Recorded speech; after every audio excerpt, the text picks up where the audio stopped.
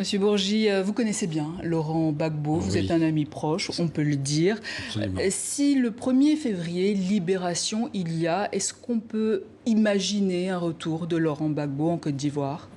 Inévitablement. Je crois que dans l'esprit de Laurent Gbagbo, sa libération, si elle est prononcée, devrait l'être, on l'espère en tout cas, conduirait immédiatement Laurent Gbagbo chez lui, en Côte d'Ivoire, en reprenant bien évidemment la politique qui a été menée par lui, et en particulier à travers, n'oublions jamais, le parti politique qu'il a créé. Le FPI. Et ce, malgré la condamnation qu'il a sur sa tête dans l'affaire dite du braquage de la BCEAO, la Banque écoutez, centrale. pour le moment, ce procès n'a pas eu lieu. Enfin, quand on nous parle d'un procès sur le braquage de la banque, etc., etc. La Banque centrale des États de la Banque centrale de de la BCEAO, bien évidemment. Mais pour le moment, Laurent Gbagbo, disons, n'a pas été poursuivi pour cette affaire et pourrait, à tout moment, me semble-t-il... Condamné à 20 ans de prison tout de même.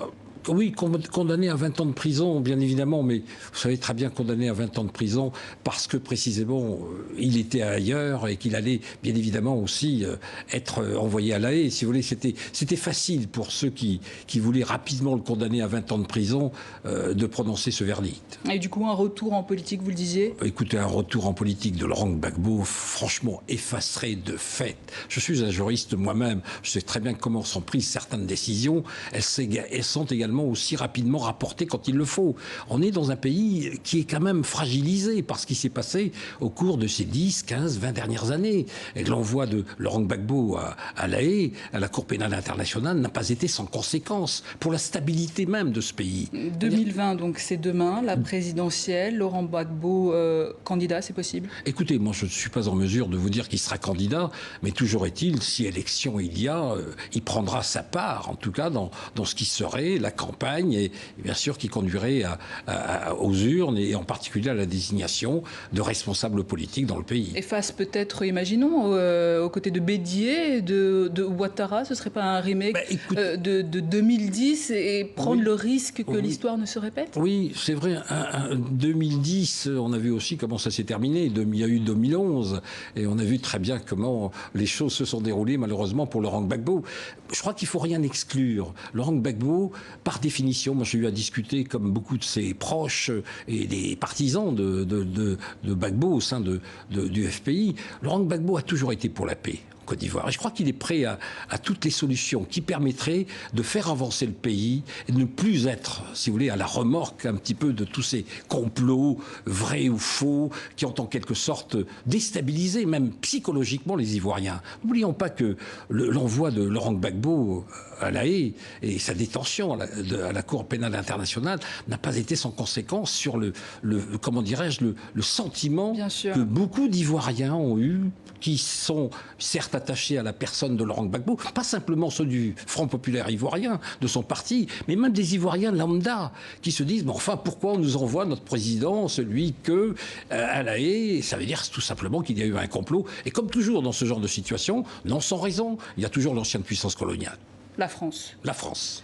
Donc, la France de Sarkozy à l'époque, qui a envoyé bien évidemment Laurent Gbagbo à La Haye pour laisser la place à quelqu'un qui était beaucoup plus proche de M. Sarkozy, c'est-à-dire Alassane Dramane Ouattara. Donc ce qui confirmerait la thèse de Laurent Gbagbo qu'il a soutenue depuis le début d'ailleurs. Évidemment. Je veux dire que quand on connaît un petit peu la situation en Côte d'Ivoire, j'étais pas là au moment du départ, justement le 11 avril 2011.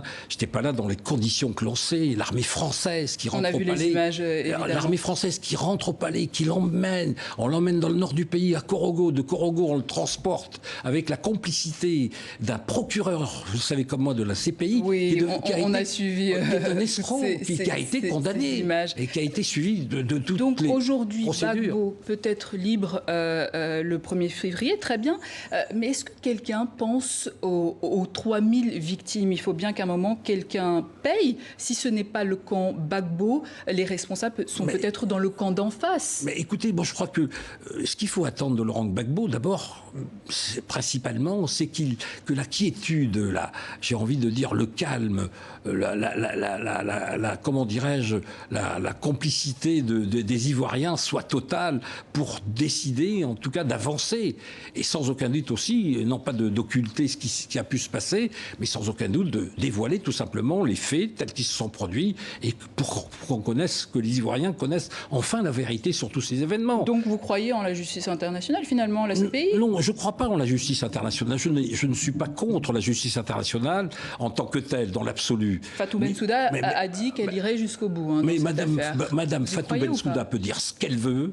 Elle s'est égarée également dans les poursuites qu'elle a engagées en ce qui concerne justement l'affaire ivoirienne. Mais s'il y a une suite dans tout ça? Écoutez, il y a une suite sans aucun doute. Je pense que Laurent Gbagbo sera libéré, tôt ou tard, en tout cas plus tôt qu'on ne le croit, sera libéré. Et à ce moment-là, on verra qu'au fond, l'ambition de Laurent Gbagbo n'est pas de s'installer, de reprendre les rênes du pays, c'est de pouvoir être l'acteur principal d'une quiétude nouvelle dans ce pays, et notamment penser simplement à l'avenir de la Côte d'Ivoire. C'est un grand pays, et surtout d'effacer peut-être les crispations qu'il y a eu à l'intérieur même de la population ivoirienne. Mais à l'heure où nous parlons, M. Bourgi, qu'est-ce qui se passe concrètement à la CPI?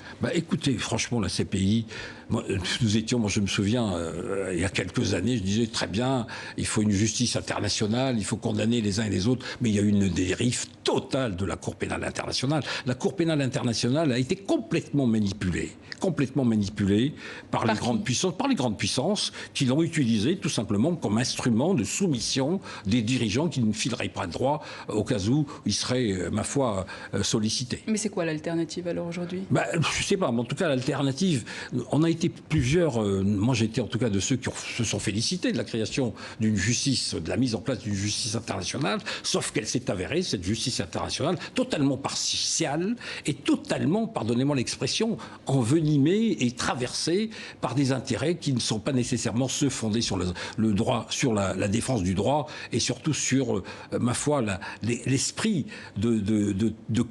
comment dirais-je, de paix qui peut présider précisément à ce genre de débat. Mais il faudrait que certains pays africains sortent de la CPI, du coup, comme l'ont fait déjà certains pays? Oui, c'est-à-dire que vous savez, la CPI a toujours été contestée. Elle a été contestée au début. Nous étions nombreux d'ailleurs. Moi, je me souviens, j'étais de ceux-là également, qui militaient pour la mise en place d'une justice internationale, qu'on puisse véritablement mettre en évidence la défense du droit et empêcher précisément que les dérives que l'on a vécues, que l'Afrique a vécues, puissent se multiplier et surtout s'étendre et ma foi, entraîner le continent là où il est, parfois dans certaines régions, en tout cas de ce continent. Albert Bourgi, merci. Je rappelle que vous êtes professeur des universités en droit public et que vous êtes un très proche de Laurent Gbagbo. Un très proche de Laurent Gbagbo, sans aucun doute. Merci.